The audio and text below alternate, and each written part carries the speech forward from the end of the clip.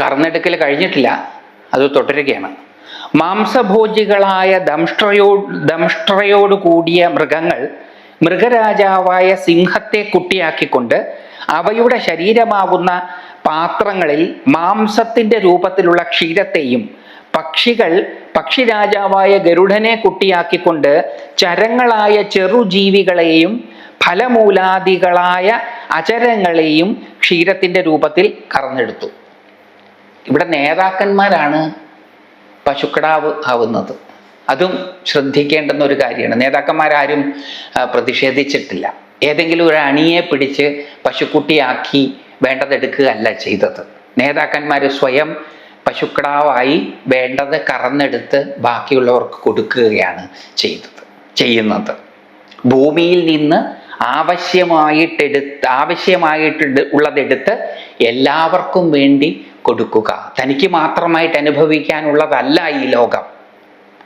ഈ ലോകം എല്ലാവർക്കും കൂടി അനുഭവിക്കുവാനുള്ളതാണ്. ഒരു ബുഫേ പാർട്ടിയാണ് ഈ ലോകം. അതിൽ ഓരോരുത്തർക്കും ആവശ്യമായിട്ടുള്ളത് എടുക്കുക. വലിയൊരു തത്വശാസ്ത്രമാണ് ഈ ഭാഗത്തിലൂടെ വ്യാസഭഗവാൻ പഠിപ്പിച്ചു തരുവാൻ ശ്രമിക്കുന്നത്. ഓരോരുത്തരും അവരവർക്ക് വേണ്ടത് മാത്രം എടുക്കുക. ഇപ്പം അങ്ങനെയല്ലല്ലോ എടുക്കുന്നത്. ഇപ്പം ഉണ്ടാകുമോ ഇല്ലയോ എന്നറിയാത്ത തലമുറകൾക്കും കൂടി കഴിയുവാൻ ആവശ്യമായിട്ടുള്ളത് എടുക്കുമ്പോൾ ഉള്ളവരുടെ തലമുറകൾ ബുദ്ധിമുട്ടിലാവുന്ന കാഴ്ചയാണ് നമുക്ക് ലോകത്ത് കാണാൻ സാധിക്കുന്നത്. അപ്പൊ അതുകൊണ്ട് ഈ ഭാഗവതാദികൾ ഇന്ന് നമ്മളുടെ വളരുന്ന തലമുറകൾക്ക് ആനുകാലിക പ്രസക്തിയോടുകൂടി കേൾപ്പിച്ചു കൊടുക്കേണ്ടത് അനിവാര്യമാണ്. ഇത് എങ്ങാണ്ടോ നടന്ന കഥയെന്നുള്ള രീതി കേട്ട ചെറിയ കുട്ടികൾക്ക് ഇതിൻ്റെ അത്ഭുതമൊക്കെ ഇഷ്ടപ്പെട്ടേക്കാം. പക്ഷെ ഇതിൻ്റെ അർത്ഥതലത്തെ അവർക്ക് ഉൾക്കൊള്ളാൻ സാധിക്കില്ല. അതുകൊണ്ട് ഇത് വളരെ റാഷണലായിട്ടുള്ള ഒരു ഗ്രന്ഥമാണ്. ഇതിൽ ഇറാഷണലായിട്ടൊന്നും നമ്മൾ ഇതുവരെ പറഞ്ഞിട്ടില്ല. അന്ധമായി വിശ്വസിക്കാനും പറഞ്ഞിട്ടില്ല. അപ്പം നമ്മളുടെ ശരികളിലൂടെ സഞ്ചരിക്കുവാനുള്ള സ്വാതന്ത്ര്യം നമുക്കൊട്ടുണ്ട് താനും. അപ്പം ഈ ഗ്രന്ഥത്തെ ആനുകാലിക പ്രസക്തിയോടുകൂടി ഇതിനെ ആനുകാലികമാക്കി, സാർവകാലികമായ ഇതിനെ ആനുകാലികമാക്കി നമ്മുടെ വളരുന്ന തലമുറകളിലേക്ക് പകർന്നു കൊടുക്കണം.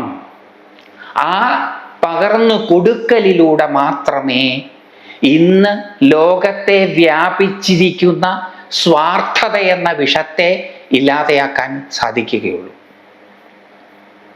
അതുകൊണ്ട് ഇത് വളരെ പ്രധാനപ്പെട്ട ഭാഗങ്ങളുമാണ്. കേൾക്കുമ്പോഴും നല്ല രസമുണ്ട്. ഇതൊക്കെ ഭാവനാത്മകമായ ഭാഗങ്ങളാണ്. കേൾക്കുമ്പോഴും രസമുണ്ട്. ഭാവനാത്മകമാണ്, അത്ഭുതത്തെ ജനിപ്പിക്കുന്നതാണ്. ആ അത്ഭുത രസം ആനന്ദത്തെ ഉണ്ടാക്കും.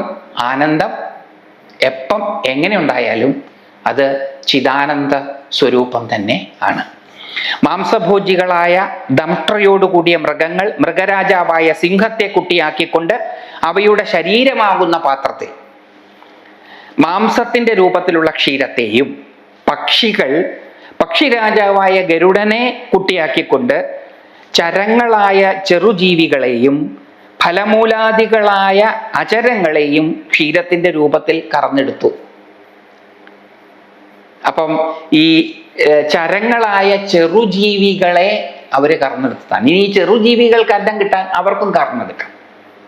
ഇപ്പൊ ഇവിടെ ഒരു പാരസ്പര്യമുണ്ട് ഈ ലോകത്ത്. ആ പാരസ്പര്യത്തെ ഇല്ലാതാക്കാൻ ശ്രമിക്കരുത്.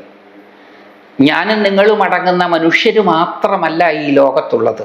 നമ്മളോളം തന്നെ ഈ ലോകത്ത് വളരെ വേണ്ടപ്പെട്ടവരാണ് മറ്റ് എല്ലാ ജീവജാലങ്ങളും. ഈ ബോധത്തോടു കൂടി വേണം നമ്മൾ ജീവിക്കാൻ. വൃക്ഷങ്ങൾ ആൽമരത്തെ പശുക്കുട്ടിയായി നിശ്ചയിച്ച് രസസ്വരൂപമായ ക്ഷീരത്തെ അവയുടെ ശരീരമാകുന്ന പാത്രങ്ങളിൽ കറന്നെടുത്തു. പർവ്വതങ്ങൾ ഹിമവാനെ വത്സനായി സങ്കൽപ്പിച്ച് അവയുടെ സാനുക്കളാകുന്ന പാത്രങ്ങളിൽ വിവിധ രൂപത്തിലുള്ള ധാതുക്കളെ കറന്നെടുത്തു. ഈ ഭൂമി സചേതനമാണ് എന്നും കൂടിയാണ് വ്യാസഭഗവാൻ നമ്മളോട് പറഞ്ഞു തരുന്നത്. പ്രത്യക്ഷത്തിൽ അചേതനമാണ് എന്ന് തോന്നുന്നതിന് പോലും ചേതനയുണ്ട്. കാശ്മീര ശൈവിസം അനുസരിച്ച് ഈ പ്രപഞ്ചം എന്ന് പറയുന്നത് ബോധസ്വരൂപമാണ്, കോൺഷ്യസ്നെസ് ആണ്. ഈ ലോകത്തുള്ളതെല്ലാം കോൺഷ്യസ് ആണ് എന്നുള്ളതിനെ കുറിച്ചും കോൺഷ്യസ് ആണ്. അതായത് അവർക്ക് അവയർനെസ്സും ഉണ്ട്, കോൺഷ്യസ്നെസ്സും ഉണ്ട്, കോൺഷ്യസ് ആണ് എന്നുള്ള അവയർനെസ്സും അവർക്കുണ്ട്. ഈ പ്രപഞ്ചത്തിൽ അചേതനമായതില്ല. ഈ പ്രപഞ്ചം ആസ് സച്ച് അത് ചൈതന്യമുള്ളതാണ്, അത് ഈശ്വരൻ്റെ ആവിഷ്കാരമാണ്. അതുകൊണ്ട് ഇതിൽ അൺകോൺഷ്യസ് ആയിട്ട്, അബോധമായിട്ട് ഒന്നുമില്ല, ബോധമില്ലാത്തതായിട്ട് ഒന്നുമില്ല. അപ്പൊ വൃക്ഷങ്ങൾ, അപ്പൊ ആൽമരത്തെ പശുക്കുട്ടിയായി നിശ്ചയിച്ച് രസസ്വരൂപമായ ക്ഷീരത്തെ അവയുടെ ശരീരമാകുന്ന പാത്രങ്ങളിൽ കറന്നെടുത്തു. വൃക്ഷങ്ങള് അതിൻ്റെ സാപ്പ്, അതിൻ്റെ ആ രസം, അതിലൂടെ ഒഴുകുന്ന ആ നമ്മൾ വൃക്ഷം എടുത്ത് പിഴിഞ്ഞാൽ എന്നൊരു നീര് കിട്ടും. ആ നീരാണ് അതിൻ്റെ നിലനിൽപ്പിന് ആധാരമായിട്ടുള്ളത്. അതിനെ കറന്നെടുത്തു, ശരീരമാകുന്ന പാത്രത്തിലേക്കാണ് കറന്നെടുത്തത്. ആൽമരത്തെ കന്നുകുട്ടിയാക്കിക്കൊണ്ടാണ്. പർവ്വതങ്ങൾ തികച്ചും അചേതനമാണെന്ന് നമുക്ക് തോന്നാവുന്നത്. അതുകൊണ്ടാണല്ലോ നമ്മൾ യാതൊരു ദാക്ഷിണ്യവും കൂടാതെ അതിനെ ഇടിച്ചു നികത്തുന്നത്. ലോകത്തുള്ളത് മുഴുവൻ ഇടിച്ചു നികത്തുകയാണ്. അപ്പൊ അവിടെയുള്ള ജീവജാലങ്ങളുടെ ആവാസസ്ഥാനങ്ങളെ കുറിച്ച് നമ്മൾ ചിന്തിക്കുന്നതേയില്ല. കുടിയിറക്കി വിടപ്പെടുന്ന ജീവജാലങ്ങൾ എവിടെ പോയി ചേക്കേറും?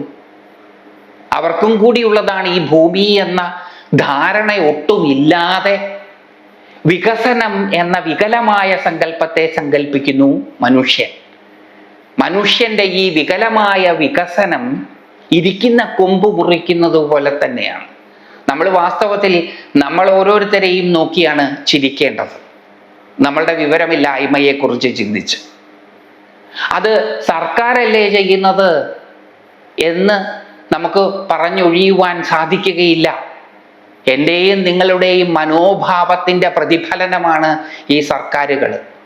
അതുകൊണ്ട് നമ്മളുടെ മനോഭാവം, ചിന്താരീതി മാറാതെ സർക്കാരുകൾ മാറിയത് കൊണ്ട് ഒരു കാര്യവും ഉണ്ടാകാൻ പോകുന്നില്ല.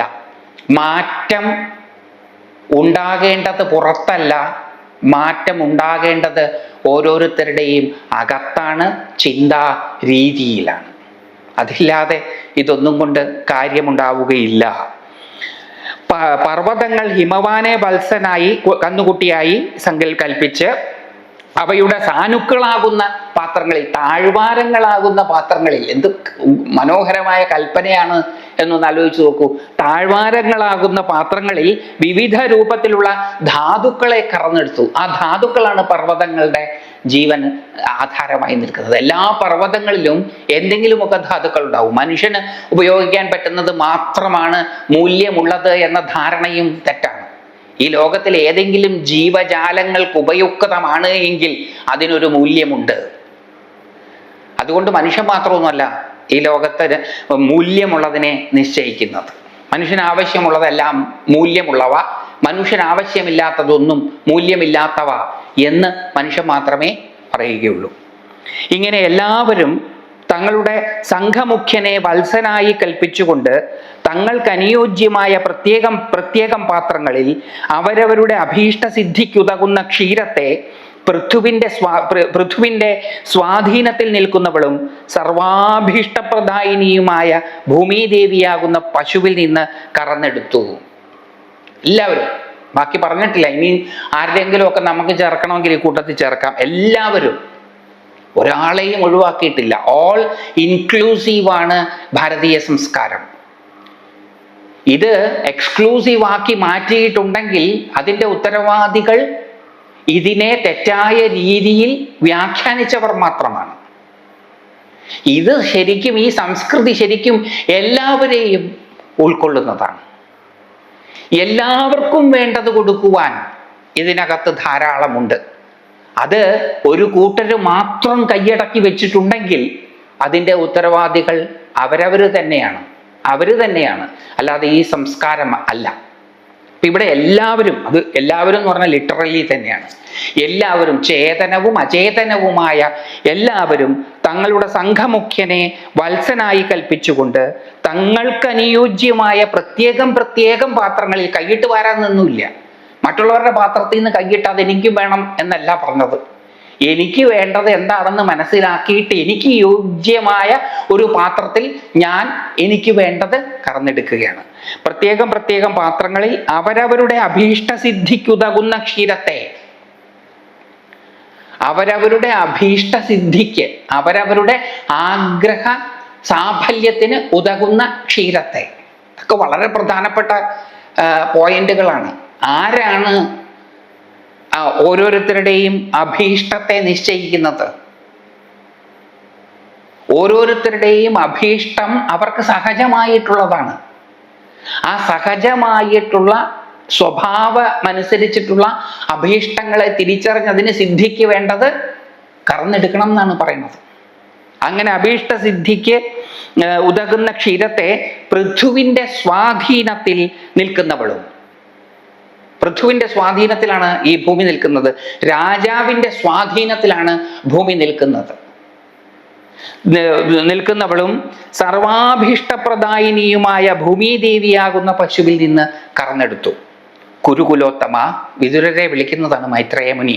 കുരുകുലോത്തമ, ഇപ്രകാരം പൃഥു തുടങ്ങി എല്ലാവരും താന്താങ്ങൾക്ക് പ്രിയപ്പെട്ട അന്നത്തിൻ്റെ സ്വരൂപത്തിലുള്ള ക്ഷീരത്തെ ഗോരൂപിണിയായ ഭൂമിയിൽ നിന്ന് കറന്നെടുത്തു. അതുകൊണ്ടാണ് ഭാരതീയ സംസ്കൃതിയിൽ പശുവിന് ഇത്രയധികം പ്രാധാന്യം വരാനുള്ള കാരണം. പശുവിൻ്റെ രൂപത്തിലാണ് ഭൂമിദേവി നിന്നുകൊടുത്തത്. വേറെ ഏത് മൃഗത്തിൻ്റെ രൂപവും എടുക്കാമായിരുന്നു, പക്ഷെ അതല്ല, പശുവിൻ്റെ രൂപത്തിലാണ് എടുത്തത് എന്നുള്ളത് കൊണ്ട് ഭൂമിയെ പശു മാതാവായിട്ട് കാണുന്നു. ഈ സംസ്കാരം വളരെ ഉദാത്തമായ സംസ്കാരമാണിത്. ഭൂമിയെ പെറ്റമ്മയായിട്ട് കാണുകയാണ്. ആ ഭൂമി എടുത്തത് പശുവിൻ്റെ രൂപമാണ് എന്നുള്ളത് കൊണ്ട് പശുവിനെ മാതാവായിട്ട് കാണും. അതുകൊണ്ട് പശുവിനെ മാത്രമല്ല, വാസ്തവത്തിൽ ഒന്നിനെയും ഒരാളും ദ്രോഹിക്കാൻ പാടില്ല. ഒരു മൃഗത്തെയും ദ്രോഹിക്കാൻ പാടുള്ളതല്ല വാസ്തവത്തിൽ. അതുകൊണ്ട് പശു ഗോമാതാവായിട്ട് കാണുന്നു. ഗോമാതാവ് വാസ്തവത്തിൽ ഭൂമിദേവിയാണ്. അങ്ങനെ ഗോരൂപിണിയായ ഭൂമിദേവിയിൽ നിന്ന് കറന്നെടുത്ത് ഓരോരുത്തരുടെയും നിലനിൽപ്പിന് ആവശ്യമായിട്ടുള്ള അന്നം. അപ്പൊ സ്ഥൂലമായ ശരീരത്തിന്റെ നിലനിൽപ്പിന് ആവശ്യമായിട്ടുള്ള അന്നം, സൂക്ഷ്മമായ വ്യക്തിത്വത്തിന്റെ നിലനിൽപ്പിന് ആവശ്യമായിട്ടുള്ള അന്നം, അതെല്ലാം ഈ ഭൂമിയിൽ നിന്ന് നമുക്ക് എടുക്കാവുന്നതേ ഉള്ളൂ. ഭൂമിദേവിയിൽ നിന്ന് കറന്നെടുത്തു. അനന്തരം ഭൂപാലനായ പൃഥു സകല പ്രജകളുടെയും ആഗ്രഹ നിവൃത്തി വരുത്തിക്കൊടുത്ത ഭൂമിദേവിയിൽ അത്യന്തം സംപ്രീതനായി തീർന്നു. ഭൂമിദേവിയെ പുത്രീതുല്യം സ്നേഹിക്കുകയും പരിപാലിക്കുകയും ചെയ്തു. അങ്ങനെ പൃഥ്വി എന്ന പേര് ഭൂമിക്ക് ഉണ്ടാവുകയും ചെയ്തു. പൃഥു എന്ന രാജാവ് പുത്രീഭാവത്തിൽ പരിപാലിച്ചത് കൊണ്ട് പൃഥ്വി എന്ന പേര് ഭൂമിക്കുണ്ടായി. ഭൂമി പൃഥ്വി രാജാവ് മകളെ പോലെയാണ് കരുതിയിരുന്നത്. ആദ്യമൊക്കെ ദേഷ്യം വന്നു, പക്ഷെ പിന്നീട് ആ ദേഷ്യം സ്ഥായിയായിട്ട് ഒരു ഭാവമില്ല. നമ്മൾ ഒരാളിലേക്ക് സ്ഥായിയായിട്ടുള്ളൊരു ഭാവം നിർത്താൻ ശ്രമിക്കുന്നതാണ് നമ്മുടെ പ്രശ്നം. നമുക്കൊരാളോട് ദേഷ്യം വന്നു, ഒരു കാലഘട്ടത്തിൽ ഒരു സംഭവത്തിൻ്റെ പശ്ചാത്തലത്തിലായിരിക്കാം നമുക്ക് ആ വ്യക്തിയോട് ദേഷ്യം വന്നത്. ആ കാലം കഴിഞ്ഞു, കാലം അയാളിലും നമ്മളിലും മാറ്റങ്ങൾ ഉണ്ടാക്കിയിട്ടുണ്ടാകും. ആ മാറ്റങ്ങളെ ഒന്നും അംഗീകരിക്കാതെ ഒരു കാലഘട്ടത്തെ നമ്മൾ ഫ്രീസ് ചെയ്ത്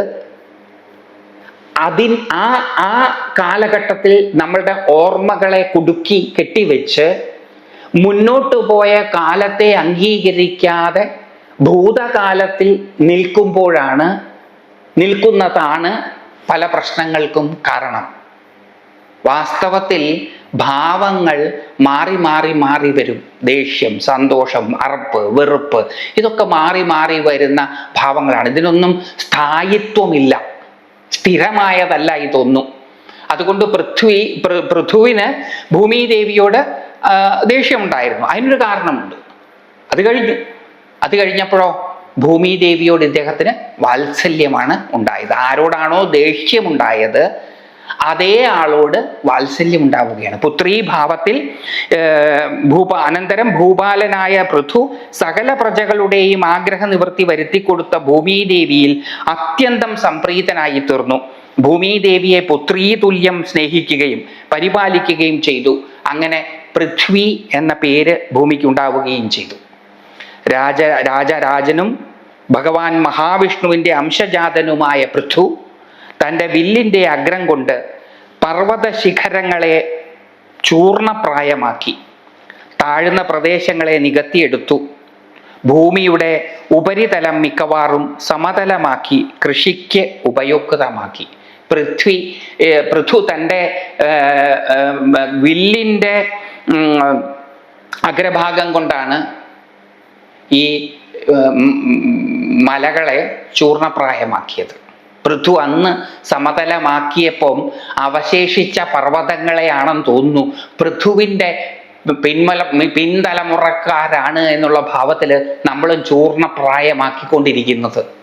അങ്ങനെ എല്ലാം സമതലമായാൽ ഇവിടെ ജീവന് നിലനിൽപ്പുണ്ടാവില്ല. ആവശ്യമായ സമതലമാണ് അദ്ദേഹം ഉണ്ടാക്കിയത്. അല്ലാണ്ട് എല്ലാ മലകളെയും ഇടിച്ചു നികത്തി സമതലമൊന്നും ആക്കിയിട്ടില്ല. അങ്ങനെയാണെങ്കിൽ പിന്നെ മലകളൊന്നും ഈ ഭൂമിയിൽ അവശേഷിക്കാൻ പാടില്ലല്ലോ. അപ്പൊ ഭൂമിയിൽ അവശേഷിച്ച മലകളായി നിൽക്കേണ്ടത് ജീവന്റെ നിലനിൽപ്പിന് ആവശ്യമായത് കൊണ്ടാണ് അവയെ അങ്ങനെ നിർത്തിയത്. അല്ലാണ്ട് അതിനെയും അന്ന് ചൂർണമാക്കിയിട്ട് സമപ്രദേശമാക്കിക്കൂടായിരുന്നു. അങ്ങനെയല്ല, ആവശ്യമുള്ളത് മാത്രം ആണ് ചെയ്തത്.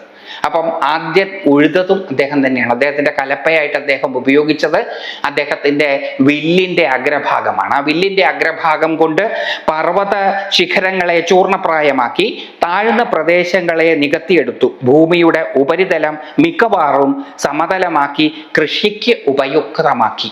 ബാക്കിയുള്ളത് അവിടെ നിൽക്കേണ്ടത് ആവശ്യമാണ്.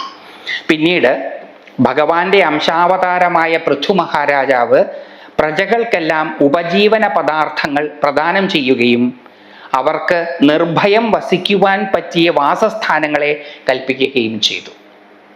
പ്രജകൾക്ക് ആവശ്യമായിട്ട് അവർക്ക് ഉപജീവന പദാർത്ഥങ്ങൾ, അവർക്ക് ജീവിക്കുവാൻ ആവശ്യമായിട്ടുള്ള ജോലി ചെയ്യുവാൻ, പണിയെടുക്കുവാൻ ആവശ്യമായ പദാർത്ഥങ്ങൾ കൊടുത്തു. അവർക്ക് ഭയം കൂടാതെ വസിക്കുവാൻ പറ്റിയ വാസസ്ഥാനങ്ങളും കൊടുത്തു. കാരണം ഭയം ആൾക്കാരിലുള്ള കഴിവുകളെ പുറത്തേക്ക് കൊണ്ടുവരുന്നതിന് തടസ്സമുണ്ടാകും. ഭയം ആൾക്കാരെ സങ്കുചിതരാക്കും. അവർ ചെറുതാവും. ഭയമുള്ളവർ മാളത്തിൽ ഒളിക്കുക ചെയ്യുക. അപ്പൊ ഭയമുള്ളവർക്ക് അവരുടെ കഴിവുകൾ പ്രകടിപ്പിക്കാൻ സാധിക്കില്ല. അതുകൊണ്ട് രാജ്യത്ത് കഴിവുള്ളവർക്ക് അവരുടെ കഴിവുകൾ പ്രകടമാക്കണമെന്നുണ്ടെങ്കിൽ നിർഭയമായിട്ട് വസിക്കാൻ സാധിക്കണം. ആ നിർഭയമായ വാസസ്ഥാനം പൃഥു അവർക്ക് കൽപ്പിച്ച് കൊടുത്തു. ചെറിയ ഭവനങ്ങളുള്ള ഗ്രാമങ്ങൾ, മാളിക വീടുകളുള്ള പുരങ്ങൾ, വലിയ പുരങ്ങളായ പത്തനങ്ങൾ, ദുർഗമമായ കോട്ടകൾ, പശുക്കളെ പോറ്റി ഉപജീവനം നയിക്കുന്ന ആളുകൾ വസിക്കുന്ന ഘോഷങ്ങൾ, പശുക്കളെ പാർപ്പിക്കുവാനുള്ള വ്രജങ്ങൾ, സൈന്യത്തിന് താമസിക്കുവാൻ വേണ്ടുന്ന ശിബിരങ്ങൾ, അമൂല്യങ്ങളായ ധാതുദ്രവ്യങ്ങൾ ഖനനം ചെയ്തെടുക്കുന്ന ഖനികൾ, കൃഷിക്കാർക്ക് പാർക്കാനുള്ള വീടുകൾ, പർവ്വത സാനുക്കളിലെ ഗിരിജനങ്ങൾക്ക് പാർക്കാൻ പറ്റിയ വീടുകൾ എന്നിവയെല്ലാം പൃഥു മഹാരാജാവ് നിർമ്മിച്ചു നൽകി. പൃഥു മഹാരാജാവാണ് ആദ്യത്തെ ടൗൺഷിപ്പ് പ്ലാൻ ചെയ്തത് എന്ന് നമുക്ക് പറയേണ്ടി വരും. കാരണം അദ്ദേഹത്തിൻ്റെ ഭരണത്തിന് കീഴിൽ ജീവിക്കുന്ന ആൾക്കാർക്ക് അവരുടെ കഴിവുകൾ അനുസരിച്ച് പ്രവർത്തിക്കുവാൻ ആവശ്യമായത് എന്താണെന്ന് തിരിച്ചറിഞ്ഞ് അത് ചെയ്തു കൊടുക്കുക. അതാണ് ഒരു രാജാവിൻ്റെ, ഒരു ഭരണാധികാരിയുടെ, ഒരു സർക്കാരിൻ്റെ ഉത്തരവാദിത്വം.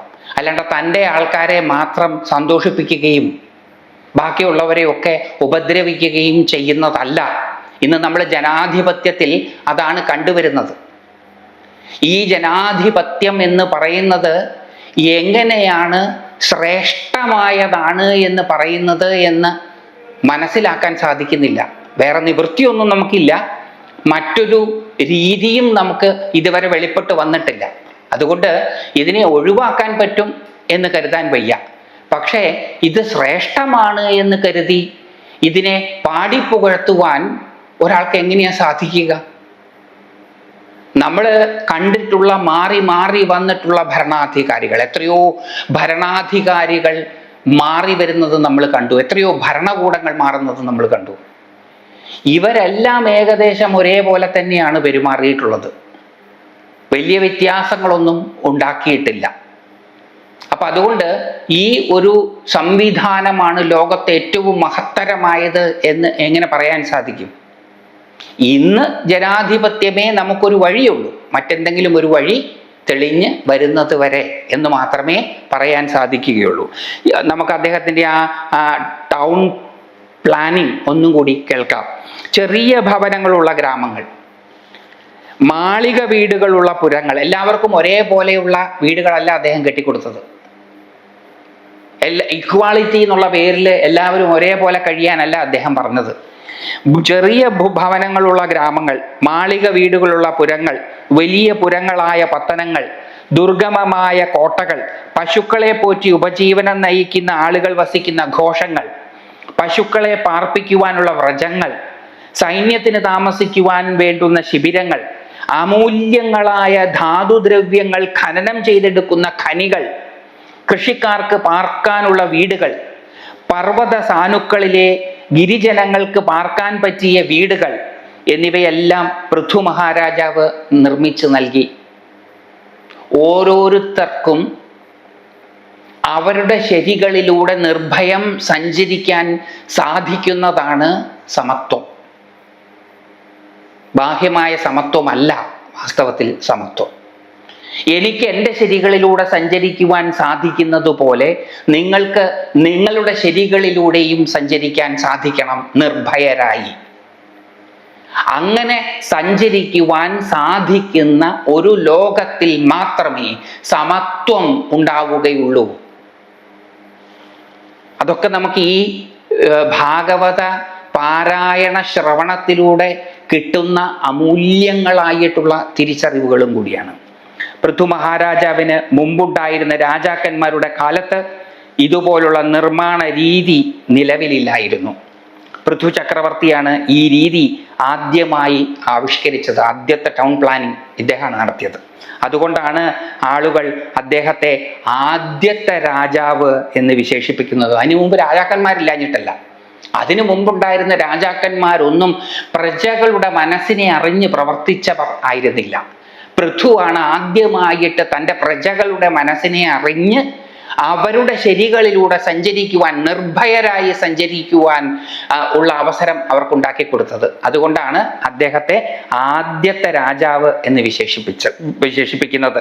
പ്രജകളെല്ലാം അദ്ദേഹം നിർമ്മിച്ചു കൊടുത്ത നിവാസ സ്ഥാനങ്ങളിൽ സസുഖം വസിച്ചു. കമ്പയർ ചെയ്തിട്ടല്ല അത്. എന്നെ നിങ്ങളുമായിട്ട് കമ്പയർ ചെയ്യേണ്ട ഒരാവശ്യവുമില്ല. നിങ്ങൾ ഞാനുമായിട്ടും കമ്പയർ ചെയ്യേണ്ട ഒരാവശ്യവുമില്ല. നമുക്ക് ഓരോരുത്തർക്കും നമ്മുടെ ശരികളെ കണ്ടെത്തി നമുക്ക് മുന്നോട്ട് പോകാൻ സാധിക്കണം. അങ്ങനെ സാധിക്കുമ്പോഴാണ് അവരവർക്ക് കിട്ടിയിട്ടുള്ളതിൽ സസുഖം വസിക്കുവാൻ സാധിക്കുന്നത്. അതുകൊണ്ടാണ് ആളുകൾ അദ്ദേഹത്തെ ആദ്യത്തെ രാജാവ് എന്ന് വിശേഷിപ്പിക്കുന്നത്. പ്രജകളെല്ലാം അദ്ദേഹം നിർമ്മിച്ചു കൊടുത്ത നിവാസ സ്ഥാനങ്ങളിൽ സസുഖം വസിച്ചു. ഇവിടെ 18-ാമത്തെ അധ്യായം സമാപിക്കുകയാണ്. 18-ാം അധ്യായം സമാപ്തം. ഇതി ശ്രീമദ് ഭാഗവതേ മഹാപുരാണേ ചതുർത്ഥ സ്കന്ധേ 18-ഓധ്യായ.